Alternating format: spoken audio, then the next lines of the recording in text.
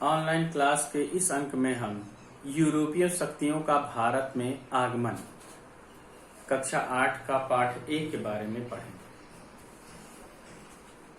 Modern history का पहला पाठ आधुनिक भारत के इतिहास के अंतर्गत इस पाठ में हम ये जानेंगे कि यूरोपीय शक्तियां यूरोप जैसे ब्रिटेन, फ्रांस, डच, फ्रांसीसी, इन सब शक्तियों ने पूरे विश्व पर लगभग अपना कब्जा जमा रखा है, जिसके अंतर्गत सबसे पहले पुर्तगाली भारत में 1498 ईस्वी में आए, अंग्रेज 1600 ईस्वी में आए, डच 1602 ईस्वी, फ्रांसीसी 1664 ईस्वी में आए।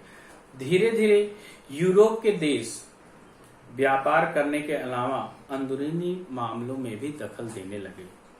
उन्होंने अपने व्यापारिक केंद्र स्थापित किए, जैसे डच ने कालीकट, कोचीन, नागापट्टनम, फ्रांसीसी मछलीपट्टनम, पौंडीचेरी, चंद्रनगर, माही। अंग्रेजों ने सूरत, कैम्बे, अहमदनगर, आगरा, भड़ौच, पटना, कासिम बाजार में अपने व्यापारिक केंद्र स्थापित किए। व्यापारिक केंद्र स्थापित तो किया उन्होंने, और साथ ही साथ मौजूदा समय में जो भी राजा थे उन्होंने अपनी मजबूत नौसेना का सहारा लेकर ये बताया कि यदि हम व्यापार में छूट प्राप्त कर रहे हैं या आप हमें व्यापार में छूट देंगे तो हम हिंदुस्तान के जहाजों की सुरक्षा का वादा करते हैं, अन्यथा की स्थिति में उन जहाजों को डुबो दिया जाएगा या उन पर कब्जा जमा लिया जाएगा। लगभग 90 वर्ष या 100 वर्ष पूर्व 1764-1856 के बीच लगभग अंग्रेज भारत पर अपना अधिकार जमाने लगे। विजयनगर साम्राज्य के पतन के बाद राज्यों ने अपनी स्वाधीनता को बनाए रखा। हैदर अली, जो एक साधारण सिपाही था, अपने कुशल बुद्धि युद्ध कौशल से मैसूर का शासक बन गया। उस समय के वक्त था ये जब यूरोपीय शक्तियां अपने आप को देश में मजबूत स्थिति में लाने का प्रयास कर रही थी। हैदर अली ने अपना शासन 1761 ईस्वी में प्रारंभ किया। बिदमुर्दा सेना माला तट पर अधिकार कर लिया। समुद्र तट पर उसकी पहुंच ने अंग्रेजों को आशंकित कर दिया और मैसूर और अंग्रेजों के बीच 1764 से 1799 मध्य 4 युद्ध हुए। पहला अंग मैसूर युद्ध हुआ। अच्छा, इससे पूर्व इंग्लैंड में औद्योगिक क्रांति भी आ गई थी। इस एवज में वो बहुत मजबूत और अमीर भी हो गए। भारत से नील, पटसन, गन्ना आदि की खेती दूर दूर तक उसे बेचने लगे। अंग्रेजों ने भारत में ईस्ट इंडिया कंपनी की स्थापना की। वहीं दूसरी ओर फ्रेंच ईस्ट इंडिया कंपनी की स्थापना की। दोनों होने से दोनों में आपसी युद्ध बहुत तेजी से बढ़ गए। दोनों देश अपने अपने सैनिक बुलाने लगे। अब उनका मकसद व्यापार करना न होकर भारत में अपना प्रभुत्व स्थापित करने का हो गया था। वो देश को अपना उपनिवेश बनाना चाहते थे। अंग्रेजों की तरफ से लॉर्ड क्लाइव तथा फ्रांस की तरफ से डुप्ले ने सेना का प्रतिनिधित्व किया, क्योंकि यूरोपीय सेनाओं के पास बेहतर नौसेना, बंदूक, तोपें आदि थी। नवाबों के आपसी युद्ध से इनका सहयोग बढ़ा। साथ ही साथ उन्होंने राज्यों में इन सेनाओं का हस्तक्षेप भी बढ़ा। भारत में जमीन को लेकर अंग्रेज बराबर लड़ते रहे। 1746 से 1763 के मध्य कई युद्ध अंग्रेजों ने लड़ा। उन्होंने अपना प्रभुत्व स्थापित करने के लिए भारतीय राजाओं को अपने कब्जे में लेना प्रारंभ किया। कर्नाटक का पहला युद्ध 64 से 48, दूसरा युद्ध 49 से 54 ईस्वी तथा तीसरा युद्ध 1756 से 1763 ईस्वी तक लड़ा गया।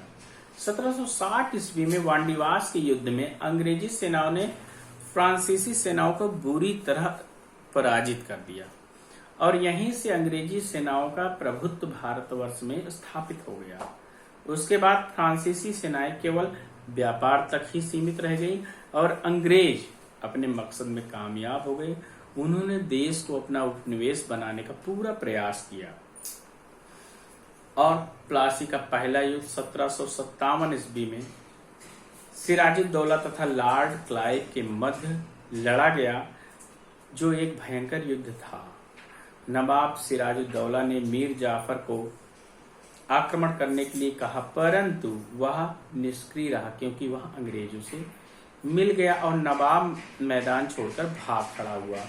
मीर जाफर को बंगाल का नवाब उस समय बना दिया गया। ये अंग्रेजों की बहुत बड़ी राजनीति थी भारत में अपना प्रभुत्व स्थापित करने के लिए, परंतु वह स्वतंत्र रूप से शासन नहीं कर पाता था। बार बार अंग्रेज उसके हर मामले में हस्तक्षेप करना प्रारंभ कर दिए। 1760 ईस्वी में मीर जाफर को उतारकर उनके दामाद गद्दी से उन्हें हटा दिया गया। उनके दामाद मीर कासिम को नवाब बना दिया गया। मीर कासिम भी बहुत महत्वाकांक्षी था। उसके व्यवहार से अंग्रेज जैसे ही परिचित हुए, गद्दी से पुनः उसे उतारकर मीर जाफर को नवाब बना दिया गया। और 1764 में बक्सर का युद्ध हुआ, जिसमें मीर कासिम भी इस अपमान को वैसे भी वो सहन नहीं कर सका, क्योंकि उसे मीर जाफर को जब नवाब बना दिया गया और उसे गद्दी से उतार दिया गया, इस अपमान को वह सहन नहीं कर सका। इस युद्ध में अवध के नवाब सिराजुद्दौला और मुगल बादशाह शाह आलम के साथ मिलकर अंग्रेजों के खिलाफ युद्ध छेड़ दिया, लेकिन इस युद्ध में अंग्रेजों की जीत हुई। लॉर्ड क्लाइव बंगाल का पहला गवर्नर जनरल बना। उसने मुगल बादशाह शाह आलम द्वितीय और अवध के नवाब सिराजुद्दौला के साथ इलाहाबाद की 2 संधियां की। अब आप समझ सकते हैं कि बंगाल, अवध और इन राज्यों पर कब्जा करने के पश्चात अंग्रेजों का प्रभुत्व लगभग पूरे देश में पूरी तरह से स्थापित हो गया और उनका जो मकसद था कि भारतवर्ष पर अपना आधिपत्य जमाने का, वो पूर्ण हुआ। इस प्रकार आपने देखा कि यूरोपीय शक्तियां आई तो बहुत, डच, फ्रांसीसी, पुर्तगाल, अंग्रेज, लेकिन अंग्रेजों ने अपनी नीतियों से फ्रांसीसियों को युद्ध में हराकर लगातार युद्ध और अपने मजबूत नौसेना का सहारा लेते हुए उन्होंने पूरी तरह से अपना प्रभुत्व देश में स्थापित कर दिया। और इसके बाद हम ये जानेंगे पार्ट 2 में कि भारत में अंग्रेजी राज की स्थापना किन किन परिस्थितियों में हुई। ये परिस्थिति तो थी जब भारत की खोज हुई, अंग्रेज केप ऑफ गुड होप के रास्ते से भारत आए, व्यापार करने के मकसद से आए, लेकिन उन्हें लगा कि भारत में बहुत से संसाधन मौजूद हैं जिसका इस्तेमाल कर वे बहुत अपने आप को मजबूत कर सकते थे। और साथ ही साथ उन्होंने ये भी सोचा कि हम भारत के संसाधनों का प्रयोग तो करेंगे ही, हमारे राज्य का विस्तार भी होगा और एक मजबूत स्थिति में अपने आप को पाएंगे। और औद्योगिक क्रांति ने उन पर बहुत प्रभाव डाला। धीरे धीरे एक छोटा सा देश पूरे विश्व पर लगभग कई देशों को उन्होंने अपना उपनिवेश बनाया। इस तरीके से अंग्रेजों ने अपना आधिपत्य स्थापित किया भारत में। और कक्षा 8 के दूसरे पार्ट में हम भारत में अंग्रेजी राज्य की स्थापना के बारे में पढ़ेंगे।